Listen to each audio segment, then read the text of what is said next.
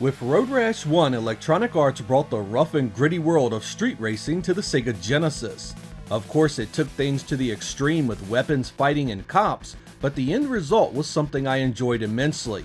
Electronic Arts didn't want to waste that style of game, so they used a familiar engine for 1994's Skitchin', which was essentially Road Rash with rollerblades instead of motorcycles. With all of these games selling well and garnering critical acclaim, it was a no-brainer that we'd see more of them, and in 1995, Electronic Arts released Road Rash 3. It was in development at the same time as Road Rash 32-bit, sharing a few of the two-dimensional assets of that game, but was otherwise a completely different product in relation to locations and technology. In this episode, we will be taking a look at Road Rash 3, see how it compared to the games before it, and see if it lived up to my huge expectations.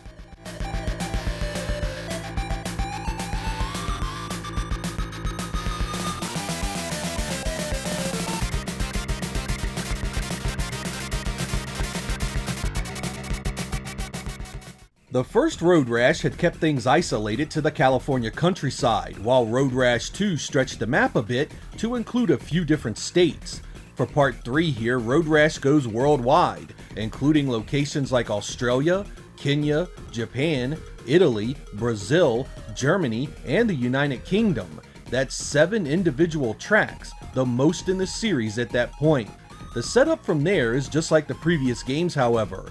You must qualify on each of the tracks to move on to the next level. This progression is marked with much harder AI, longer tracks, and bigger prize payouts. You also have access to the bike shop where you can buy new bikes or upgrade the one you already have. These upgrades are new to the series and allow you to improve your performance, protection, tires, and suspension.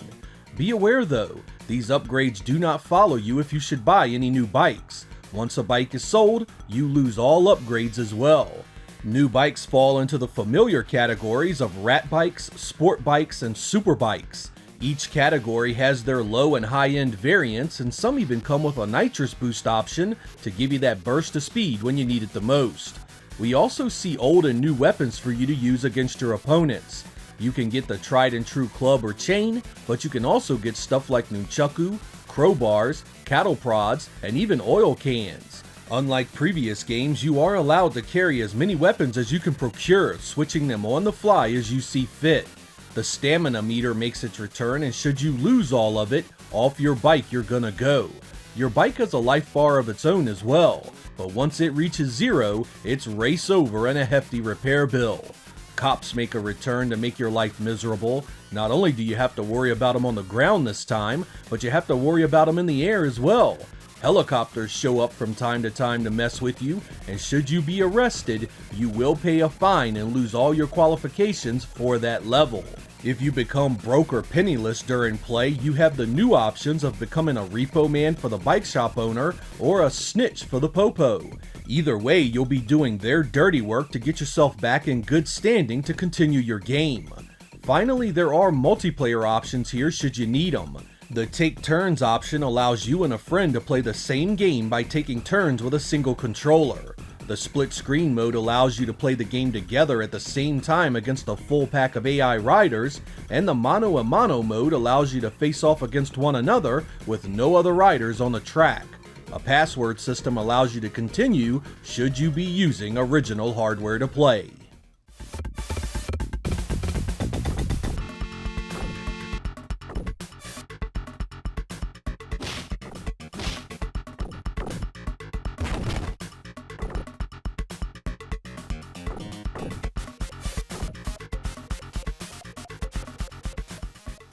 The visuals of Road Rash 3 see some pretty disappointing downgrades. On the plus side, it features an engine that is built on legitimate software sprite scaling and clever raster effects, and you get more on screen here than you ever did in the first 2 games.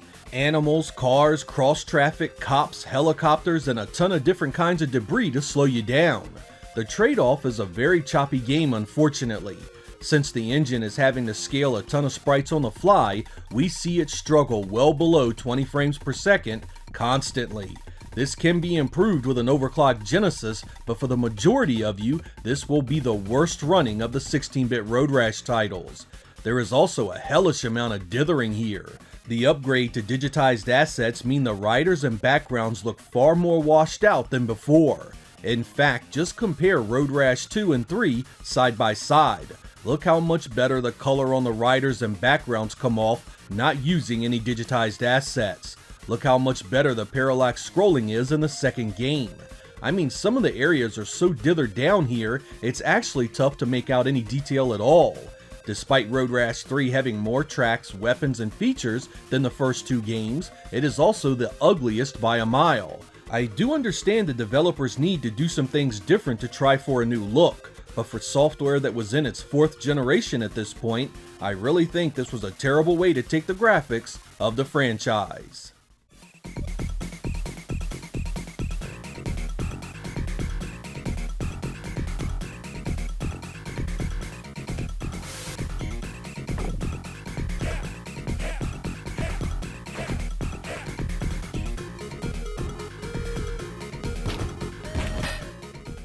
The music of the Road Rash series was always an outlier. It had its own unique sound that pretty much stood alone among Genesis tunes. I came to adore this about it, and Road Rash 1 and 2 remain some of my favorite sounding titles on the Genesis. For part 3 we get a new composer, Don Vecca, who changes things up quite a bit. Fortunately, he does a pretty good job with everything. It's not Road Rash 1 great, but a lot of what is here is quite fitting. Here are a few selections to see if you feel the same.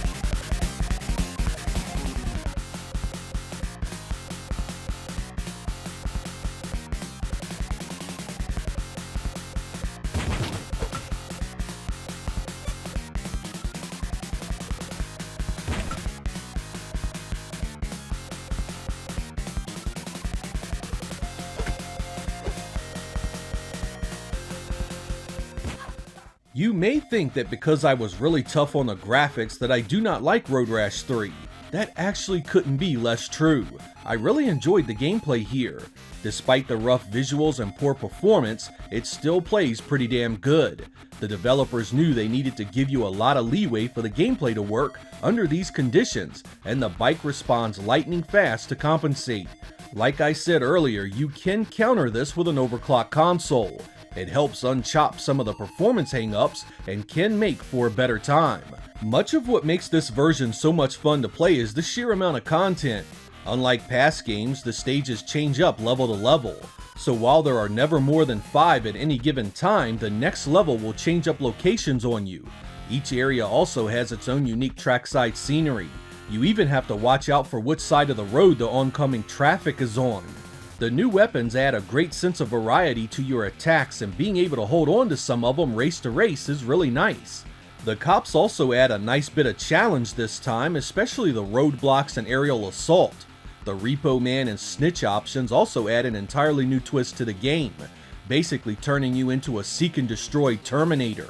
Like the previous entries, Part 3 is a really tough game in the latter half. Your bike gets so fast, the track so long, and the obstacles so frequent, just staying alive to the finish line is a task most of you will never accomplish. Without cheats, this will challenge you every step of the way, and if you have ever seen the credits roll legit, you have my respect. It may be ugly as sin, but the gameplay was as good as it ever was.